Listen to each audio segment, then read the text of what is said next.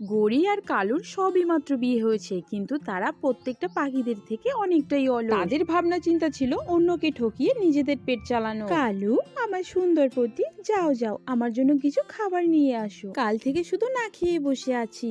গড়ি, তুমি তো জানো আমি কতটা অলস, তাহলে আমাকে শুধু শুধু বিরক্ত করছো কেন? তার চেয়ে বরং চলো দুজনে মিলে কাউকে বোকা বানিয়ে খাবার নিয়ে আসবো। তাহলে চলো, যেতে যেতে কারো না কারো দেখা তো পেয়ে যাবো, তাকেই বোকা বানাবো। প্রথমে মিঠু তো তার বাড়িতে যাব।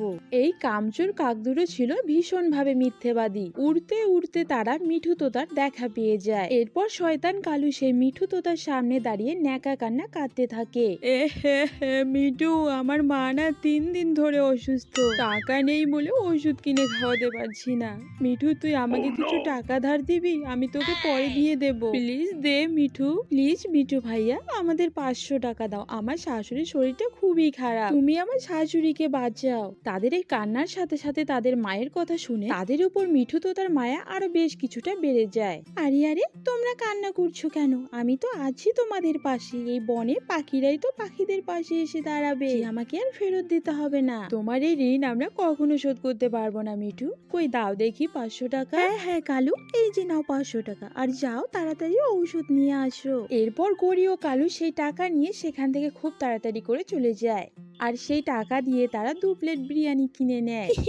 কালু, তুমি যখন মিঠুর সামনে কান্না করছিলে, আমি তো হাসি থামাতে পারছিলাম না। আর বলো না, আমারও কি হাসি কম পেয়েছিল নাকি? আমার নাকি মায়ের অসুখ করেছে।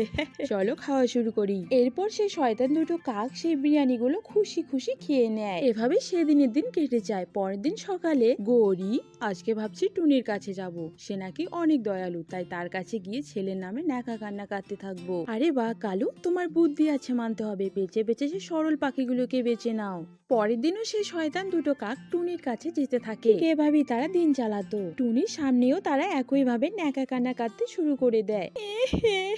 টুনি, তুমি আমার ছেলেকে বাঁচাও, আমার ছেলেটা 3 দিন ধরে অসুস্থ, টাকার জন্য ওষুধ কিনে খাওয়াতে পারছি না, তুমি একটু হেল্প করো প্লিজ। প্লিজ টুনি, আমাদের 500 টাকা দাও, আমাদের ছেলেটা মরতে বসেছে। আরে ঠিক আছে কালু, আমি তোমাদের 500 টাকা দিয়ে দিচ্ছি, আর যাও ঔষধ আনো, তোমার ছেলেকে সুস্থ করে তোলো। এবারও তারা টাকা নিয়ে খুব তাড়াতাড়ি করে চলে যায়। এরপর একদিন টুনি গরিব ছেলে কতটা সুস্থ হয়েছে তা দেখতে যাচ্ছিল। সেই পথে হঠাৎই মিঠু তোতার সঙ্গে তার দেখা হয়ে যায়। আরে টুনি দিদি, এত সকাল সকাল কোথায় বেরিয়ে পড়লে? আরে মিঠু, আর বলিস না, গরিব ছেলের শরীরটা হঠাৎই খারাপ হয়ে যায়, তাই তো আমার কাছ থেকে তারা 500 টাকা এনেছিল, তাই দেখতে যাচ্ছি তার ছেলে কতটা ভালো হয়েছে কিনা। আরে টুনি, দাঁড়াও দাঁড়াও, ওরা তো আমার কাছ থেকেও 500 টাকা নিয়ে গেছিল, তার মার নাকি খুব শরীর খারাপ, তাহলে এবার আমাদের বুঝতে বাকি নেই, তারা আমাদের ঠিক বোকা বানিয়েছে।